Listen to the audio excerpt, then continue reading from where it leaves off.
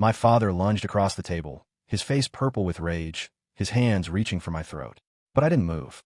I just looked him in the eye and said, "It's too late, Bill. The police are 2 minutes away, and the evidence is already with the DA. You didn't just lose a son today. You lost everything." Hey guys, this is Alex, and this is my story. From the day I was born, I was an error code in my parents' lives. My father, Bill, looked at me like trash.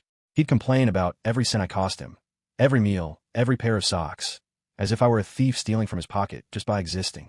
I remember my 10th birthday. There was no cake. Just Bill showing me an electricity bill, calling me a financial parasite, and threatening to turn off my lights if I didn't earn my keep. My mother, Elena, was the silent architect of my misery. She'd watch him scream in my face, and just keep scrolling on her phone board. While I went to bed hungry, she'd order expensive sushi in the next room, laughing at the TV. Then there was my brother, Caleb. He was the golden child, but a total monster.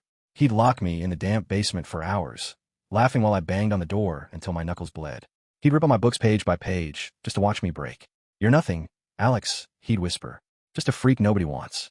Then there was my sister, Sarah. Her ego was a black hole. At a family reunion, when I was 16, my father stood up and told everyone how proud he was of Caleb and Sarah. Then he pointed at me in my holy shirt. "And here's Alex," he laughed. "Our resident weirdo. He's too socially broken for real people, so he talks to numbers. He's just the family's tax deduction." Sarah chimed in, telling our cousins I probably slept with my calculator. The room erupted in laughter. I sat there burning with shame, realizing I was just a punchline to them. The breaking point was my senior year. I'd worked 3 jobs, cleaning gutters and tutoring, to save $3,000 for my college deposit. I kept it in a shoe box under a floorboard. One afternoon, I found the floorboard ripped up. The box was empty. I ran to my parents, begging for help. Bill didn't look up. "Consider it back pay for the air you breathe here," he said. That night, I saw Sarah's social media. She was posing with a diamond necklace and a massive cake. They'd spent my entire future on a sweet 18 party for her ego. I realized then I couldn't survive on hope. I needed logic. Numbers didn't lie or steal. While Bill drank and Caleb fought, I was at the library, sharpening my mind. I knew being the smartest person in the room was my only way out. When my full Ivy League scholarship arrived, Bill spat on the floor. But Sarah's eyes lit up. Suddenly, I was an asset. A week before I left, Bill gave me a fake smile. "Son, we've sacrificed so much. Now it's time you paid us back. Sarah is starting a brand, and you're handling the money. The taxes, the bank accounts, all of it. You owe us your life for not dumping you at an orphanage." Sarah looked at me like a tool. "I already told investors I have a math slave.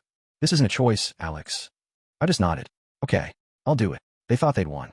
But while they dreamed of fame, I was digging. I spent every night hacking their emails and bank records. I found proof Bill was embezzling from work. I found Elena's tax fraud. Most importantly, I found proof Sarah stole my identity to take out massive loans for her influencer trips. I turned the truth into a death sentence. The night before my flight, I called a family meeting and plugged my laptop into the TV. The first slide was a photo of the police precinct. The room went silent. I clicked through the evidence. Bill's embezzlement, Elena's fraud, and Sarah's forged loans. "This is the launch plan," I said, my voice cold. "It's called the Audit, and you're all going to prison." Bill lunged at me. "I'll kill you," he roared. I didn't flinch. "I already sent this to the police and the IRS, Bill.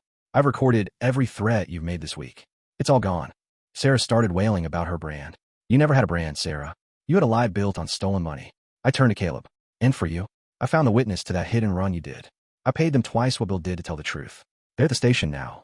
The room was chaos, but I felt nothing. I'd already called the police 10 minutes earlier. "You're a monster," Bill roared. "How could you do this to your own blood?" "Blood is just a liquid, Bill," I said. "You spent 18 years subtracting from my life. Now, I'm subtracting you from mine. We're even." I walked out as sirens turned onto our street. I didn't look back at the red and blue lights. I got in my car and drove to the airport. I didn't feel sad or happy. I just felt free. The problem was finally solved.